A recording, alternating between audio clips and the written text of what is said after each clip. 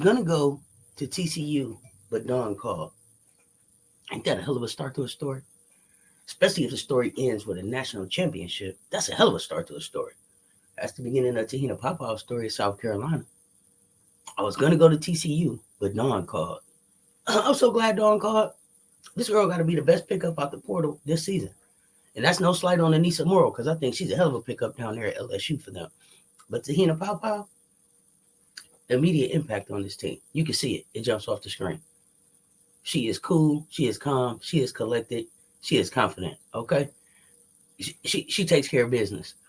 What I like most about Te-Hina is how she came and just fit right in. It was like she was meant to be a Gamecock. You know what I mean? Even though she spent that time as a Duck, it looked like she was just meant to be a Gamecock when she got here. Leadership from the beginning. Even though the first thing that I read about her, even before I knew the story about she was supposed to go to TCU and Dawn called, the first thing that I read about her was her actually saying that what she saw that she could bring to this team was exactly what we lacked, which was 3-point shooting in the national championship. And I thought, damn, okay, we on to something.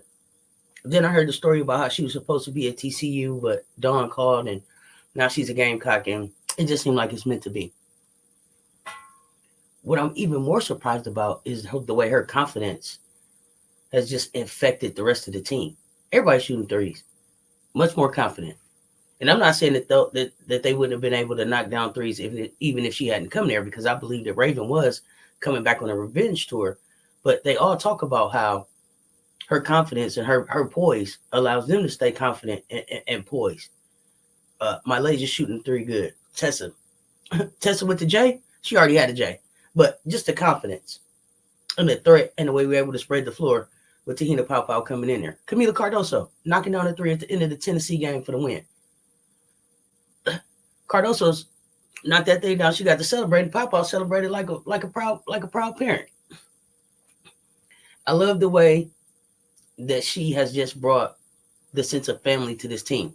Even in the skirmish, her reaction, her jump up to Camila, and her, her interaction with Flau'jae, with Big Fo.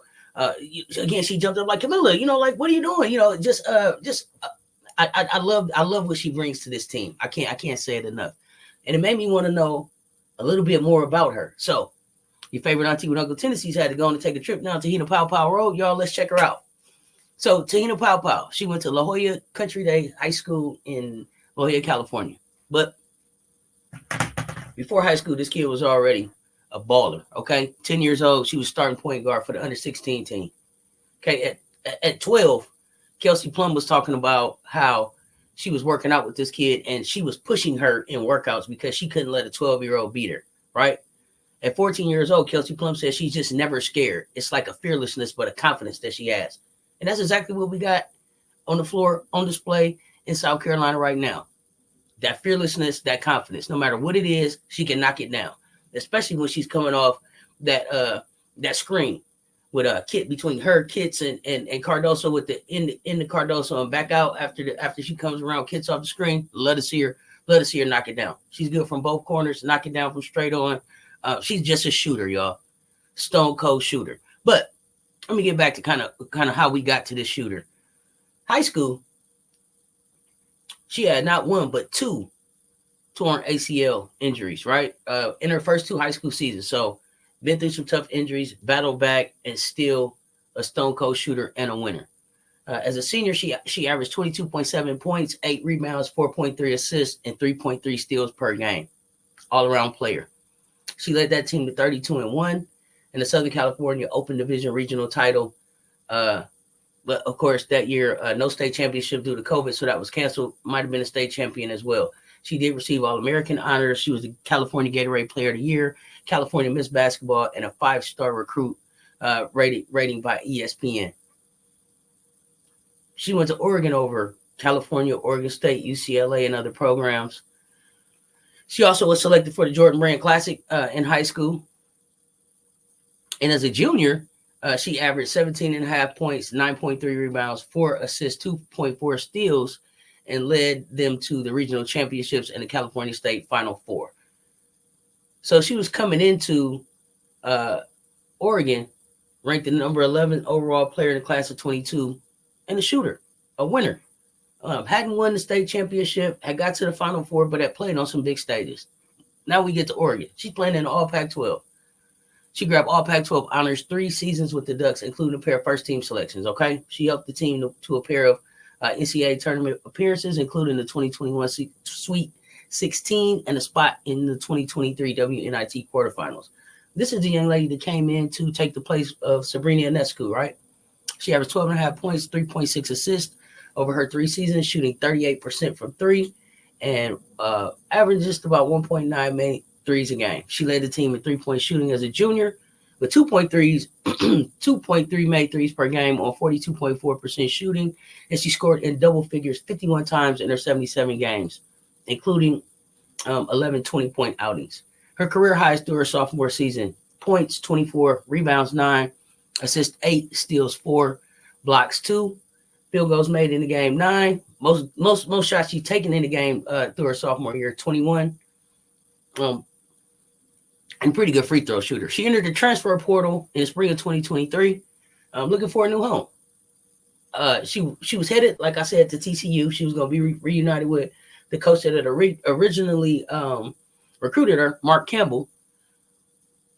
But she got that call from Dawn, and that changed everything. She took the call, she took the visit, and she's been a Gamecock ever since. You hear me? She took the call, she took the visit, and been a Gamecock ever since. And I'm so appreciative of her. I know she's probably happy to be there, but I'm happy that she's there. PaoPao said that she was attracted to Staley's emphasis on discipline, how the coach requires her to players to play at a high standard, which PaoPao says she believes is what separates South Carolina from other programs. She said just being able to hear that voice and hear that, hey, you need to be disciplined. Hey, you need to do this and you need to do that in order for us to win, that people are going to listen, and she gets her players to listen. And she said that she thought that was a neat thing to have. So what I get from that is that PaoPao wanted to know what she needed to do, and she wanted to be held accountable for those things. And accountability, wow. I mean, that's the main thing that you want from your point guard and your leader. And I think you get that out of all of the young ladies on the Gamecocks team. Accountability, and they hold each other accountable as well as themselves accountable. And I think that just speaks to the standard being the standard. But now she's a South Carolina Gamecock, y'all. And I love the fact that she's coming in after 3 seasons in the Pac-12. So she's coming in knowing the Pac-12 very well, which is some of the teams that we're going to have to go up and go through to be able to get to this natty if that's what we want to do. But also, we'll maybe have to face some of these teams next year. So since she's already let us know that she's coming back for that 5th year. Let's go, PaoPao. But she gives us exactly what she needs, exactly what we need. Like I said, she's 5'9". This year, averaged 11.2 points per game, 2.7 rebounds, 3.8 assists, shooting 46.7 from the field, and the best 3-point shooter in the game. I think she's making about 47% of her long distance shots. But she's been just like that guiding hand. You can see her working with the younger players. You can see her encouraging them. You can see her coaching them up in a way. I think they all coach each other up, but I see her coaching them up and encouraging them and looking for them in spots that allow them to shine. I think they do that very well.